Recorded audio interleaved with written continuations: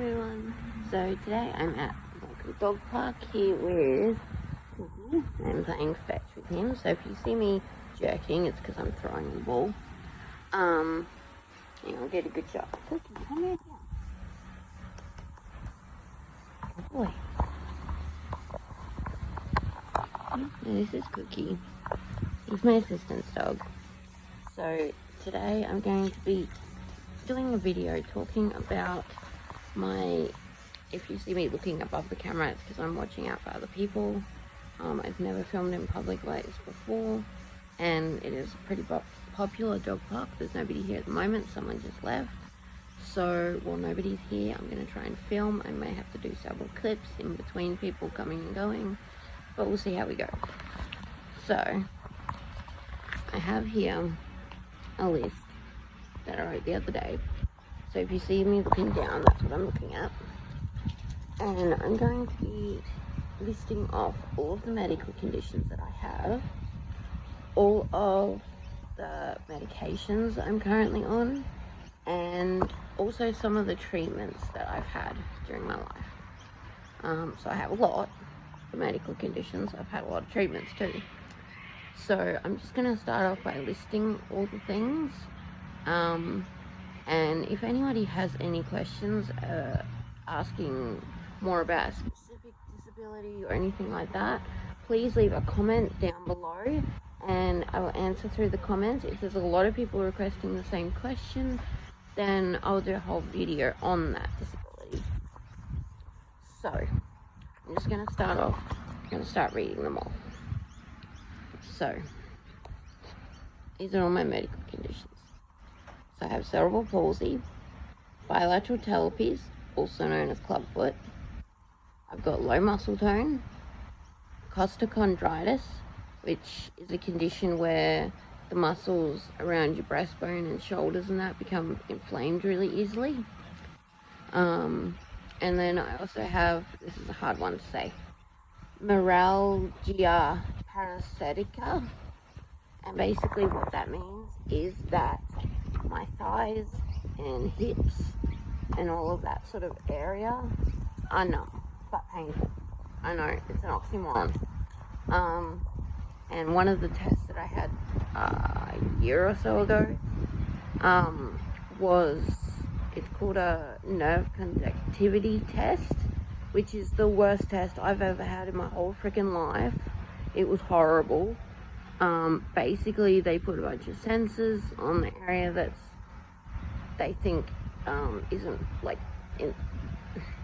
So for example, they put sensors all over my legs because they're the spots that I have this condition with, and then basically they electrocuted different parts of my legs with a little like taser like device. It's not an actual taser, and it wasn't like thousands of volts or anything. It's just enough to see if the electrical current goes through to the sensors. What they found is that mine don't. I have almost none, which is why I have pain, but also the numbness. I can still use my legs. They don't affect, like I can still walk, I can still feel things like in my toes and all that sort of stuff. But it's mainly my hips and my thighs. The area does get bigger all the time, but at the moment that's what it is. So that's that. That test sucked. So basically they found out that I have almost my nerves in my legs. They're crushed in between my hip joints because of all the different problems I have with my legs. They get crushed in my hip joints, and that's why there's nothing going down, and that's why I have the numbness and the pain. So that's that. Then I also have autism. When I was tested for autism, the way that they did it, they have a different system now in Australia, and I'm pretty sure they have different systems in other countries, but I'll just tell you what the system they used to diagnose me was. I don't know what it's called, but basically they rate your level of autism out of 6. 1 being the highest, the lowest, and 6 being the absolute highest, worst autism you can have. So they tested me, I was 8 years old when they tested me. Quite late. I know most people get diagnosed at like 2 or 3, but some people don't get diagnosed until adults. So I got diagnosed at 8 years old, and they found that I was a 5 out of a 6. So I have severe autism, and it affects me in a lot of ways. I'm actually planning on doing a whole video about my autism, not only for awareness, but also to explain how it affects me and how I deal with different things and all that. So then I also have ADHD, which is attention deficit hyperactivity disorder. So if you want, I can make another video on that, because that affects me. I have ADHD quite badly. Then next I have depression. I've had depression since I was 12. I'm turning 30 in June of this year. I'm 2022. So I've had it for a long time. I also have really bad anxiety. I've been through a lot of trauma in my life, and different types of trauma. So I have really bad anxiety. I used to have much worse anxiety, and I've done a lot of work with my mental health and just controlling it. I am on medication for it, which I'll explain at the end of the bit later in this video. So next I have PTSD, which is post-traumatic stress disorder, and I have 3 kinds of PTSD. So what I mean by 3 kinds is, I mean I have PTSD from 3 different sources. So when I was a kid, I basically grew up in hospitals. I was in and out of them all the time, appointments, specialists, everything.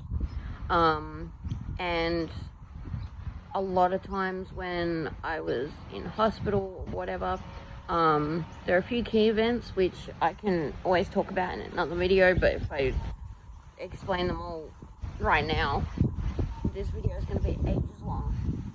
So if you want, I can explain in another video the trauma and abuse I went through from medical staff. But basically that caused me PTSD, and I've had that since I was a little kid, like 3. And I've had to do a lot of work to manage that. Next, I also have PTSD from a domestic violence relationship I was in for 6.5 years, which I am out of now. And then also there was a house fire several years ago. Basically what happened was, there were like 3 wooden frame, like old wooden houses, in a row, and we were, if you think about it, left from right, we were the right house. So there was the left one, the middle one, the right one. So we lived in the right house, and in the left house, so the first one, there was an old man. He had dementia, and one night he fell asleep smoking in his bed. His bed caught fire, and his house was engulfed. He did die in the fire. They say he died in his sleep. I don't know if that's true or not, but anyway.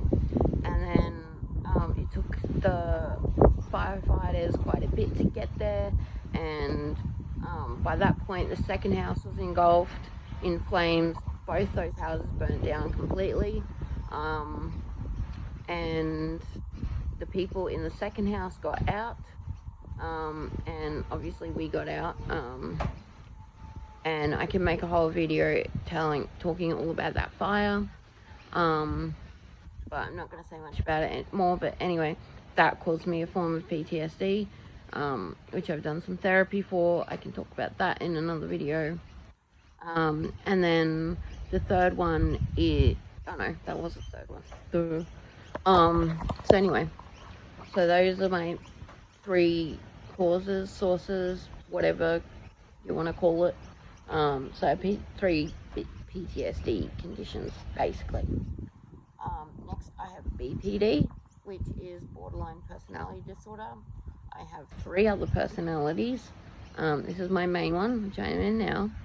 And then I have one of my 5-year-old self and one of my 12-year-old self. And then I have a third, which I've only gone into twice that I know of. And it's a very violent personality. I am violent towards myself, violent towards others. The first time that I remember that I switched was a few years ago. Oh my gosh, it's like 5 years ago now. Oh my god. And basically, my partner at the time had to call the police because they couldn't control me, they couldn't stop me. I was hurting myself, I was hurting my partner, our housemate, I was threatening the animals, like our pets, and all that. And it took, I'm not a very strong person, as I said, I have low muscle tone, but it took 6 big male police officers to get me down onto the floor and handcuff me, and they took me to the hospital. And I went into the mental health ward, which I've been in twice. The first one was a few months before that happened. Look, bring it here. Stop just chucking it at me. Oh, bloody dog. So anyway, that's my different personalities. I can talk about them in another video. Then I also have fibromyalgia. I have slight scoliosis, so my spine isn't right. I have chronic pain. I am on, at the moment, 5 medications, all like the strongest doses they can give me, and I'm still in so much pain. Most people would be in hospital on a morphine drip. So, chronic pain. I also have night terrors from traumatic things that have happened. I do self-harm sometimes. If my depression's really bad, I can also become suicidal. I have tried to commit suicide a couple of times. Then my hip joints and my kneecaps, the patella, dislocate. My knees have been dislocating since I was 8 years old. I've had an operation on my left knee to prevent it because that one's gone like probably close to 500 times now. My right one goes sometimes, but it can happen anytime, anywhere, which is terrifying. I also have arthritis. I know, I'm only 30. I've had arthritis for 25 years, since I was 5 years old. Then when I was a kid and I had 14 operations on my feet to correct my bilateral talipes, clubfoot, whichever one you want to call it. And I was a guinea pig for a surgeon, and all 14 operations basically failed. So I have a lot of damage from that, and now they can't fix me. So I'm stuck the way I am. And the inconsiderate a-holes won't even cut my legs off, which I would rather, because they're just making me worse, and I probably won't be able to walk for much longer, so what the hell is the point? Then I also get gallstones and gallstone attacks, which I get from my mum. I have not had my gallbladder out, and I'm not planning on getting my gallbladder out, because my mother several years ago had her gallbladder, oh god, it was several years ago, like close to like 18 years or something. She had all her she had her gallbladder out, and she still gets gallstone attacks. Most people, it's a 50-50 chance whether you will get attacks after you're getting your gallbladder out. Sorry, I can see a dog coming. Just trying to see, okay, she's going into the other park. So most people have a 50-50 chance of still getting gallstone attacks after getting their gallbladder out. Because my mum got hers out and she still gets attacks, I only have a 20% chance of not getting gallstone attacks. So I have an 80% chance that I'm still going to keep getting them. But once you've had your gallbladder out, the medications that stop the gallstone attacks don't work anymore. So no thank you. I get very bad panic attacks. I get anxiety attacks. My ankles from the failed operations are now collapsed inward. I might show in another video what my feet look like. They do not look like normal. They never have. So yeah. Then I have from my last operation was a fail, and so now I have what are called hammer toes, where they're stuck in like a position like this, and all the bones are fused together. From my Arthritis, which is the one that affects my the muscles around my breastbone and shoulders and that, I get if I push myself too much, like if I start getting the pain, it feels like I've been hit between the shoulder blades with a sledgehammer by like Arnold Schwarzenegger or something.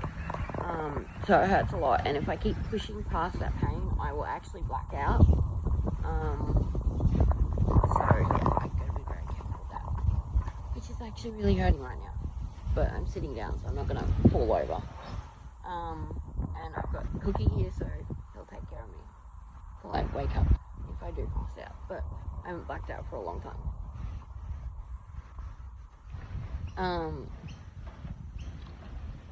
So then the last one, which for me is the most embarrassing one, but I will mention it. So I have what's called incontinence.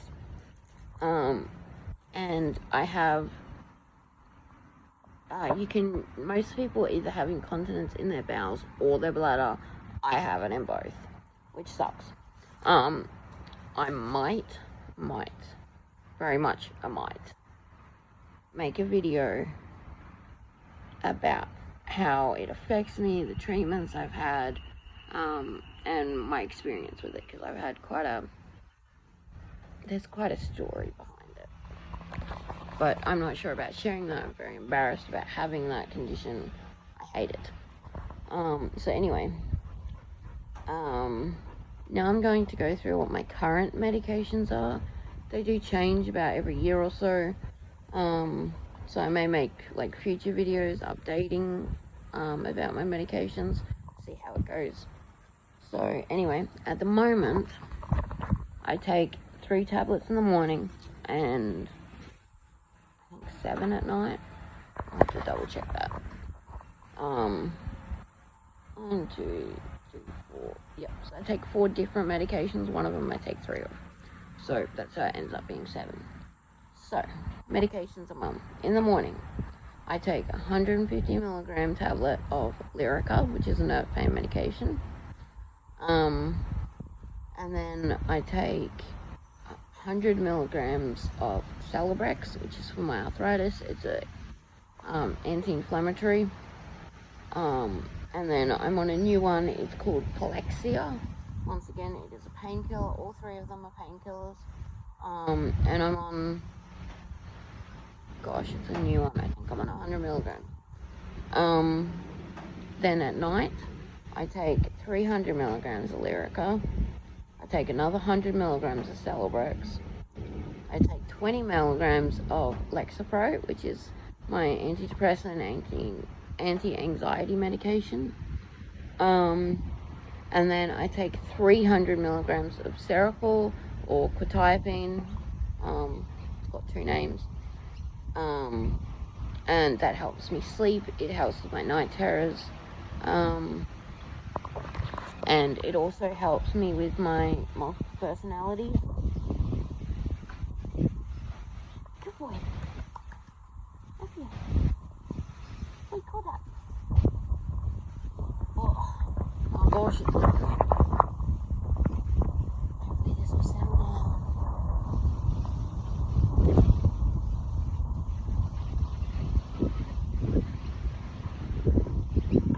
down. And then I'm on 3 other medications, which I take as needed. So I don't take these every day. Sometimes I'll go weeks without them. Sometimes I'll go a month or 2 without them, but I've got them in case. So I have Valium. I can take I have 5 milligrams tablets, and I can either take 1 or 2 of them. And therefore, if I'm having a really bad anxiety attack, a panic attack, if I've had a bad night terror, a really bad trigger, anything like that. And then I take Buscopan if I need to, which is the medication that will stop a gallstone attack. Because what a gallstone attack is gallstone will get stuck and the gallbladder will start spasming, trying to move the gallstone through the pipes. If it gets stuck, which they often do, which is what causes a gallstone attack, then it starts spasming, and then even after the gallstone has moved, it keeps spasming, which is very painful. So the Buscopan stops it spasming. And then if needed, I also have bloody wind. I also have oxycodone, which is an opioid drug. I try and take that only if I absolutely have to, like I'm ready to go to hospital to have a morphine injection. I'm in that much pain. So that is to prevent me from going to hospital, and only take it if I absolutely have to. And basically, if I take the oxy, I'm still in too much pain, I can't bear it, then I'll go to hospital. That's my absolute last resort. And so I take it very, very rarely, because it also prevents me sleeping, which the worst side effects of oxycodone, it makes you tired as hell, like you're about to fall asleep standing up, but you can't fall asleep. It is very annoying. I hate it.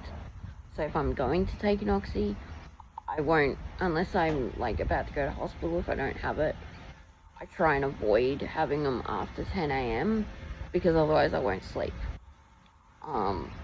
And if I don't sleep, then I'm in more pain, and it's a whole thing. I hate not sleeping.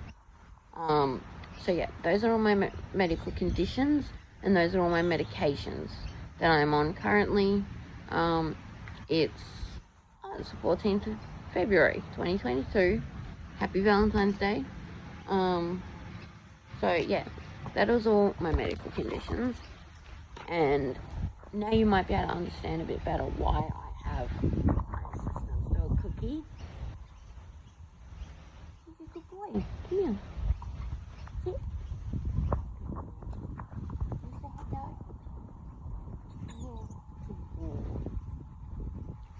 Yes, this is Cookie.